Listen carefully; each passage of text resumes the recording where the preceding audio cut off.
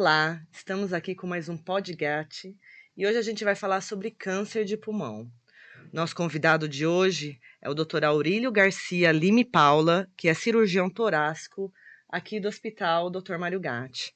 Bem-vindo e obrigada por aceitar o nosso convite, doutor. Eu que agradeço pelo convite, é uma honra e um prazer muito grande estar aqui com você. Bom, vou falar um pouquinho para contextualizar sobre esse assunto. No dia 1º de agosto foi celebrado o Dia Mundial de Combate ao Câncer de Pulmão. A data tem como objetivo conscientizar a população sobre a importância da prevenção e diagnóstico precoce dessa doença. Segundo a Sociedade Brasileira de Cancerologia, entre 2000 e 2022, houve um aumento de 101% no número de mortes por câncer de pulmão no Brasil. Somente em 2022 foram registradas 29.576 mortes pela doença no país. Em Campinas, os dados do Registro de Câncer de Base Populacional indicam que entre 2010 e 2019 foram diagnosticados, em média, 210 novos casos de câncer de pulmão por ano. Já o Sistema de Informação sobre Mortalidade de Campinas aponta que, de 2015 a 2024, ocorreram, em média, 180 mortes anuais pela doença. O total de mortes no período foi de 1.801. Com esse contexto, gostaria que o senhor explicasse o que é o câncer de pulmão e quais os principais tipos da doença. Tá, o câncer de pulmão, ele acontece quando uma célula dentro do pulmão, ela sofre uma mutação e começa a se replicar desordenadamente. Todas as células do nosso organismo, elas fazem mutações todos os dias, diariamente, a todo momento. Mas isso aí é feito de uma maneira ordenada. Quando essa replicação começa a acontecer de forma desordenada, vai fazendo um acúmulo de células e aquilo vira um nódulo inicialmente, e o nódulo e vai crescendo até virar um tumor, né, que a gente já passa a chamar de massa ou de tumor acima de 2 centímetros, e dali a evolução daquilo é essas células entrarem ou na cadeia linfática ou na corrente sanguínea e se espalharem pelo resto do corpo. Tá? Isso que define o câncer, né? Na realidade, qualquer câncer, mas aí especificamente do câncer de pulmão, acontece dentro do parênquima pulmonar, dentro do órgão do pulmão ou dentro dos brônquios, né? Que é a árvore respiratória. Uhum. E quais são os tipos aí? Existem tipos diferentes desse câncer de pulmão? Sim, existem vários tipos de câncer de pulmão, tá? Na verdade, assim, são dois principais tipos, né? Tem o carcinoma de pequenas células, que hoje gira em torno de 15% do total de casos, e o carcinoma não pequenas células, que está em torno de 85% dos casos. O não pequenas células, aí tem uma ramificação, são inúmeros tipos, são vários tipos, tá? E cada um com o seu prognóstico, com o seu tratamento específico. É, o câncer de pequenas células, o carcinoma de pequenas células, é o que tem o pior prognóstico, né? Ele, além de ser, apesar de ser o mais raro, ele é o que tem o pior prognóstico. E o não pequenas células é o mais comum, que é o que a gente vê aí praticamente no dia a dia. E como eu falei, são vários subtipos aí. Uhum. E quais são os principais fatores de risco da doença? Tá? Sem dúvida nenhuma, o principal risco da doença é o tabagismo. Então, assim, a grande maioria, até 80, 85% dos carcinomas não pequenas células, elas têm relação com o tabagismo, estatisticamente, e já os carcinomas de pequenas células, que é o pior tipo, como eu havia dito, praticamente a maioria dos pacientes, 99% dos pacientes aí tem história de tabagismo prévio ou ativo, tá? Outra coisa que é o segundo fator de risco mais importante é o tabagismo passivo. Pessoa que não fuma, mas que convive diariamente com fumante. Então, a esposa é casada com o marido e o marido fuma todo dia, fuma ali do lado dela, na sala. Ela está inalando aquelas substâncias tóxicas diariamente e é como se ela fosse fumante, tá? Então, já existem pesquisas que apontam de 20 a 25% o risco maior da pessoa desenvolver câncer de pulmão quando ela é tabagista passivo, quando ela convive diariamente, regularmente com fumante. Tá? E a terceira principal causa é genética, né, a gente sabe que existem, eh, genes ligados a ao nascimento do câncer de pulmão, né, então, são os 3 principais fatores de risco aí. Também existem outros casos, né, relacionados ao trabalho, gente que, eh, trabalha com certas substâncias químicas que podem inalar, essas substâncias também são irritativas ao pulmão, mas numa proporção bem menor aí, infinitamente menor do que o tabagismo. De fato, o principal risco é o tabagismo. Certo. Existe, né, enfim, no Brasil, em Campinas, ou na própria rede Mário Gatti, né, no hospital Dr. Mário Gatti, existe um perfil desse paciente com câncer de pulmão? São mais homens, mulheres? Existe uma faixa etária? Sim, o câncer de pulmão, ele é mais comum em pacientes acima de 45 anos, ele ocorre mais em homens do que em mulheres, tá, porque o homem tem mais o hábito de fumar do que as mulheres, tá, e também, eh, existem estudos que dizem que a mulher tem mais facilidade de largar o cigarro do que o homem, tá. Então assim, é um pouco mais comum em homens acima de 45 anos aí que aparece. Só que o câncer de pulmão pode aparecer em qualquer idade, tá. Então eu já vi casos de já operei um paciente de 16 anos com câncer de pulmão que nunca tinha fumado, né. Então ele é como eu falei, não é só o cigarro, né, apesar do cigarro ser o principal vilão aí da doença, né.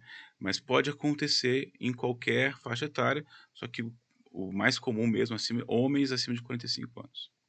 E quais são os principais sintomas da doença?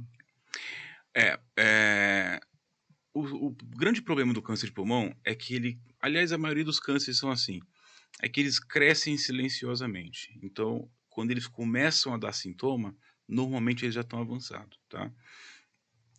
Mas assim, o que chama muita atenção é que a grande maioria dos pacientes, eles relatam que eles têm uma tosse persistente há muito tempo.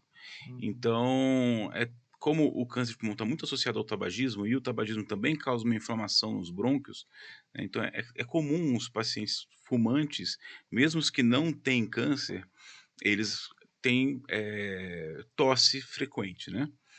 E então, acaba que quando a gente consegue pegar a doença no estágio inicial, é por conta dessas tosses que o paciente acaba indo fazer o exame e descobre que está com câncer, tá.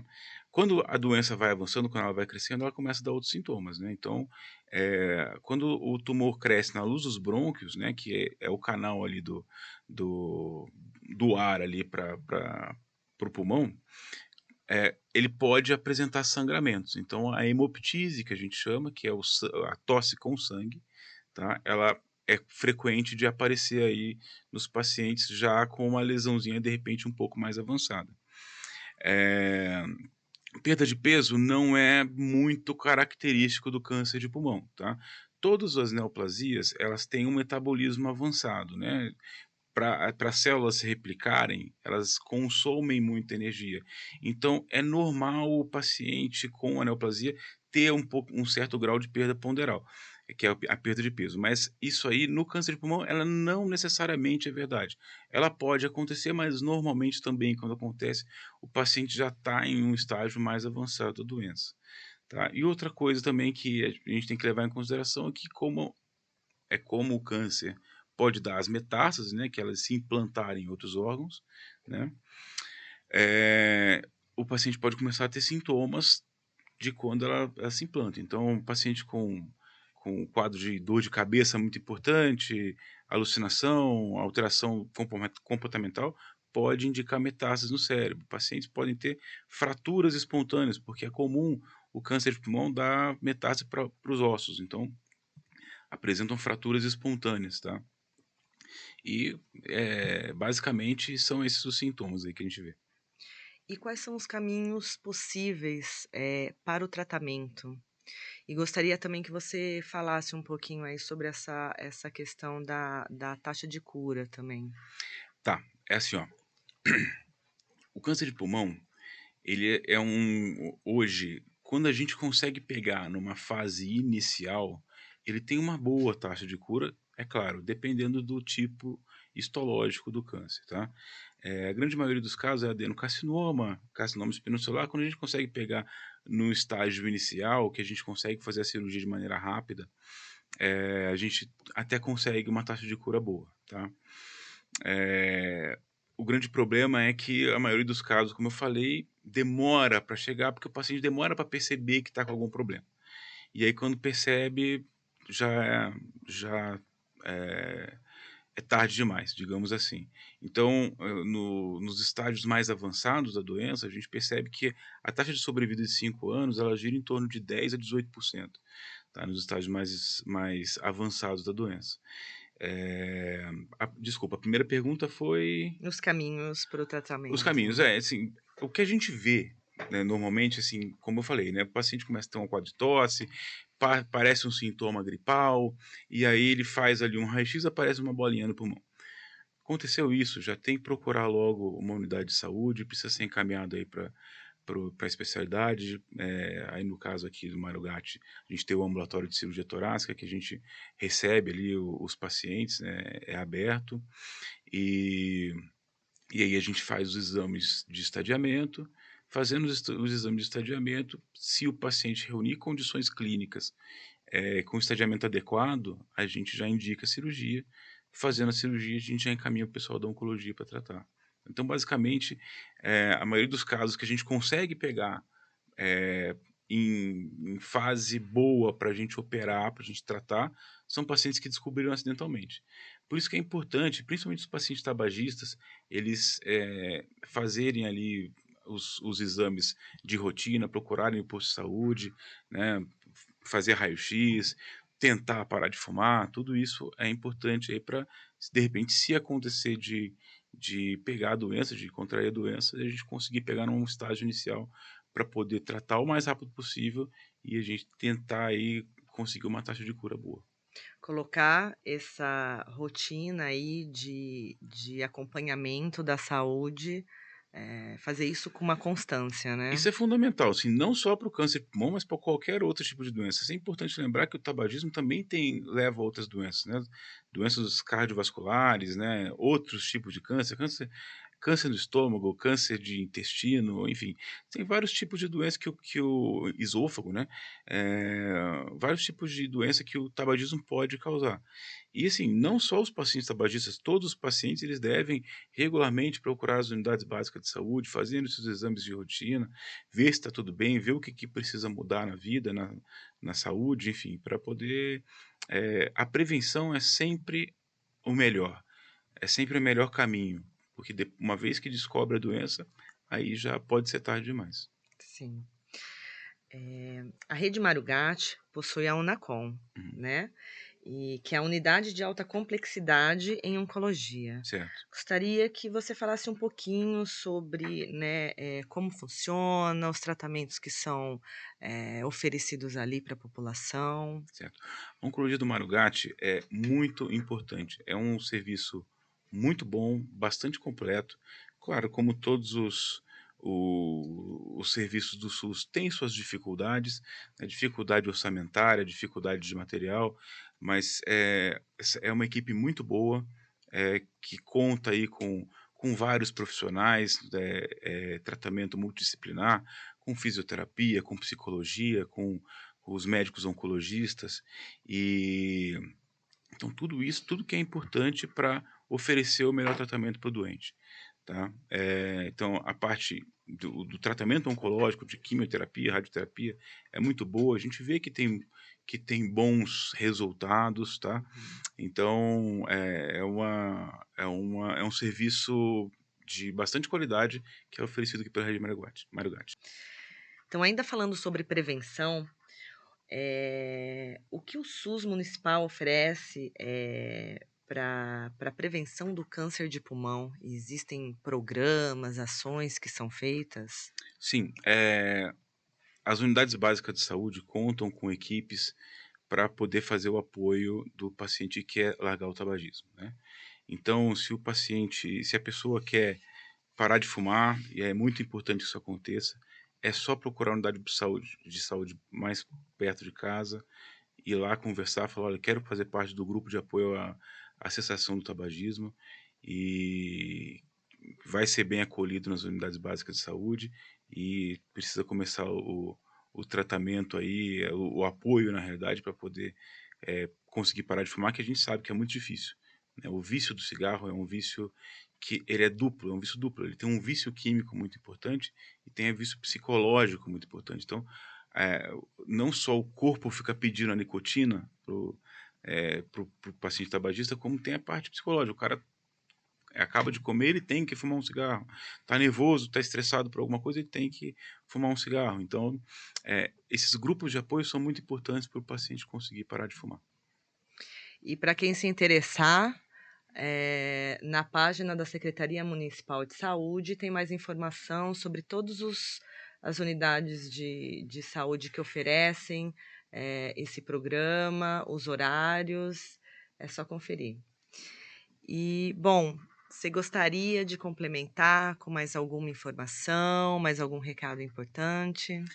É sempre importante a gente, ressaltar a importância da questão do tabagismo para o câncer de pulmão. Felizmente, a gente não vê mais propaganda na televisão, a gente vê pouco agora os personagens de séries, novelas e filmes, enfim, fumando. Isso eu acredito que isso vai ser uma coisa que vai reduzir a incidência e a mortalidade do câncer de pulmão mais para frente. Mas o que a gente está vendo hoje é um aumento, exponencial aí do número de diagnósticos e morte por câncer de pulmão.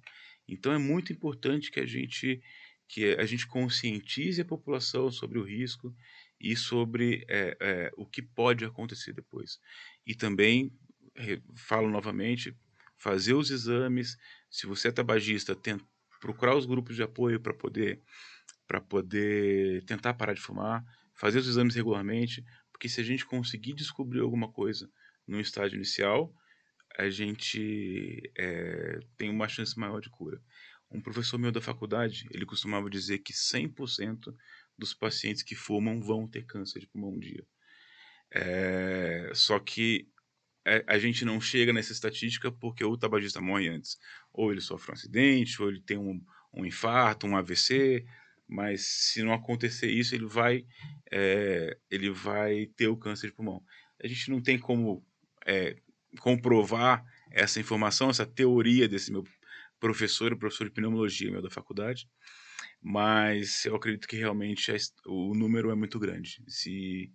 Então, se a pessoa não sabe o que é um câncer de pulmão, tem que se informar, vai no site da secretaria, dá uma lida sobre isso.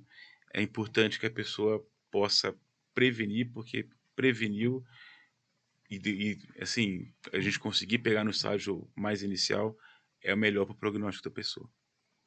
Muito obrigada pela sua participação aqui conosco, doutor. Eu que agradeço pelo convite, foi um prazer. Curtam, comentem, compartilhem esse podcast para que ele chegue, para que essas informações tão importantes cheguem para o maior número de pessoas. Obrigada e até a próxima.